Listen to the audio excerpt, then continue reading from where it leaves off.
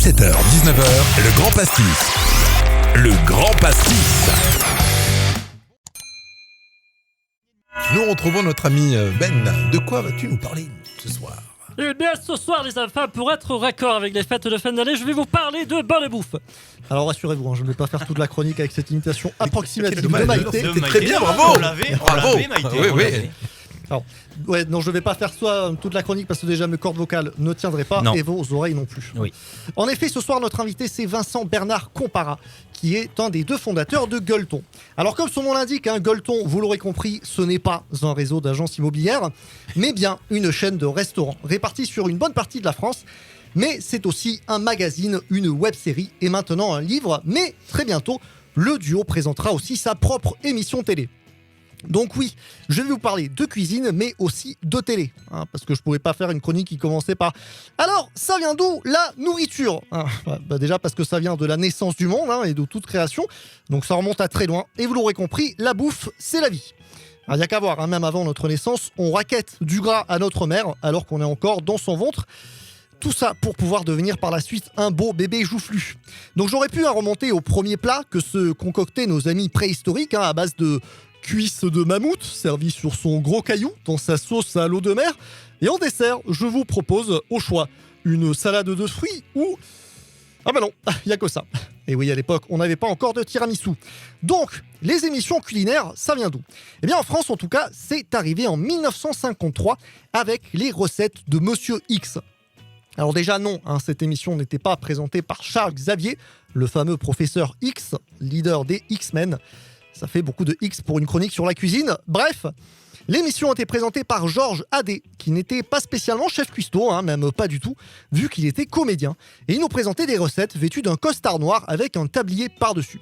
Alors, outre le fait que c'est une faute de goût énorme, c'est comme si tu mettais un smoking sous un bleu de travail, c'est complètement con. Mais il faut bien retenir que le mec parlait de cuisine sans savoir cuisiner.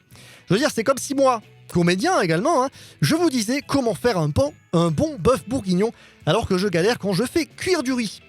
De toute façon, l'émission n'a pas rencontré son public, mais un an après, c'est Raymond Olivier qui prend le relais avec Art et magie de la cuisine.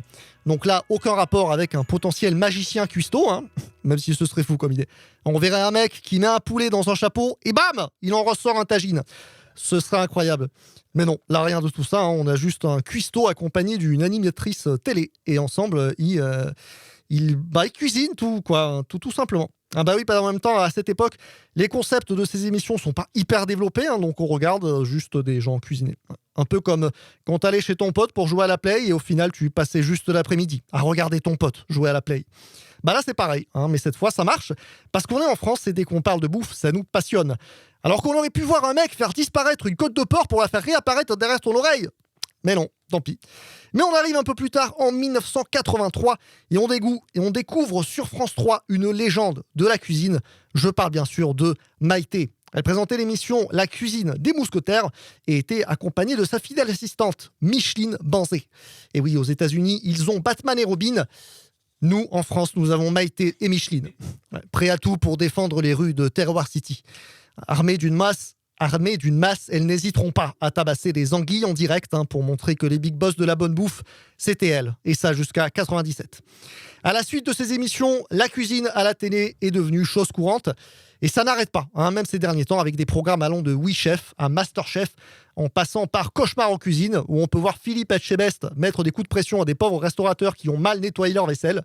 Et quand Philippe, il te dit de nettoyer, tu nettoies, ou tu prends le risque de perdre une jambe. Et en attendant, l'émission des leaders de Gueuleton, qui arrivera en 2023, je vous souhaite un joyeux Noël, une bonne année, et surtout, un bon appétit. Allez, la bisette!